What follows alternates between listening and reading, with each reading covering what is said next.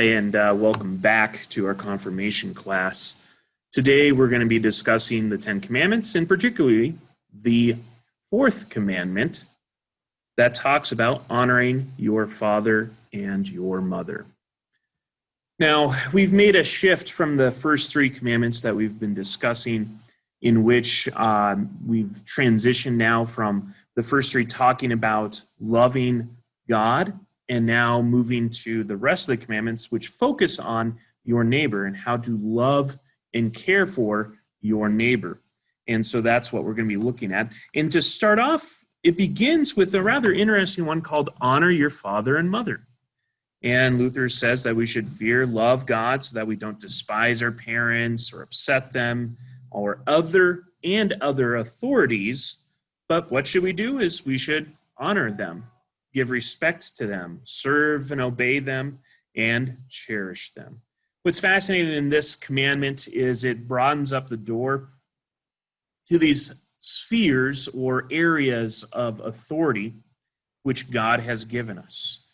So not just mom and dad, but civil authorities, civil realm, other realms, so for people to protect us. So we would say government, even our local governments, not just a hierarchy, kind of like the national government, but our local government and police officers, teachers, those that have authority over you.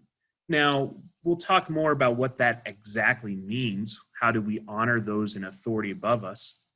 But really, this stems directly from the family, that you have a father and you have a mother, and their goal is to care for you, to provide for you, to help you grow, to equip you in all the good things of life so that you may be equipped to handle life. And that's their goal. In fact, many parents see their duty to be parents is to basically care and be a steward. Once again, it stems back to this idea of stewardship of God's good gifts. And one of the gifts that God has blessed parents with is children. And so we see our children as gifts from God that we are to steward and care for and provide for, to show love, grace, and mercy, to give them the tools so that they too, when they leave, can carry on in useful vocations and service to others, to love God and love their neighbor.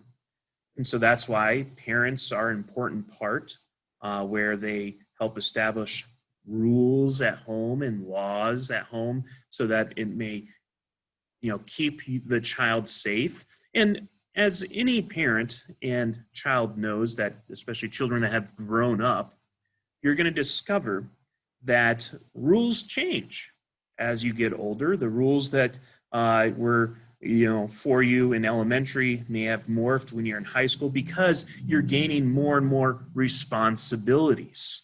And being able to handle that new responsibility means for parents is to let up on these rules or give different sets of rules because they know now you're responsible for handling those situations.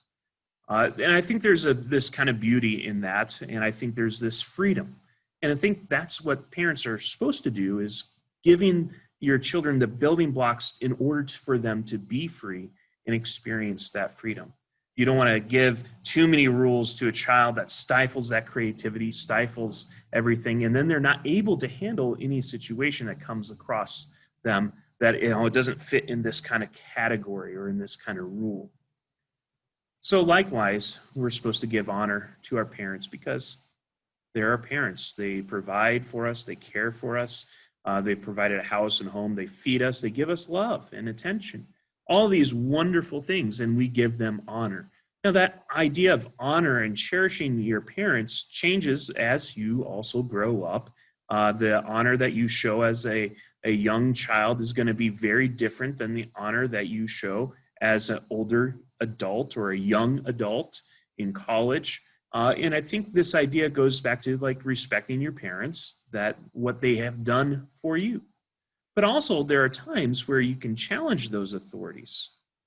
Challenging those authorities means, is this what they're telling me to do? Is this edifying to me? And sometimes one of the best things to do for a child is to question those rules or things that your parents have established and talking about that. And I think all too often we think of teenager phases where you just yell and close the door. But I think there's a healthy way of dealing with that is expressing, well, Mom and Dad, if you give me a chance to do these things, be responsible, then maybe you don't need to have these other rules for me because I'm going to show you that I can fulfill them. And so we show that honor and respect to them. We give praise and thanks to them. Likewise, we do that not just with their parents, but with all those that are in authority over us because they care for us. That's their goal, is to care for us, loving their neighbors through their vocations. And so we honor and cherish them. That goes with the police officers, goes with mayors and city officials, and even all the way up to our national officials, even the president. We honor and cherish our president, no matter who that person is, and we pray for them. And I think there's an interesting tension, regardless of whether you like or agree with those political figures, is that even Paul, during his time, encourages the churches to pray for the emperor. Now, this is a time with Emperor Nero, who is greatly persecuting the church, a thoroughly evil person. And Paul says, pray for him. Pray for him because he is authority over you, and who knows what the power of your prayer can do to change one person's heart or actions and help guide. So we always pray for our presidents and pray that they would follow God's will, that they would do justice and love mercy. That's the calling of us as Christians, and it stems right here in honoring our parents. It's a really interesting one that we look at and cherish, is to honor those that are in authority above us, but especially our parents, because they're right there in our homes. You have a blessed day and take care.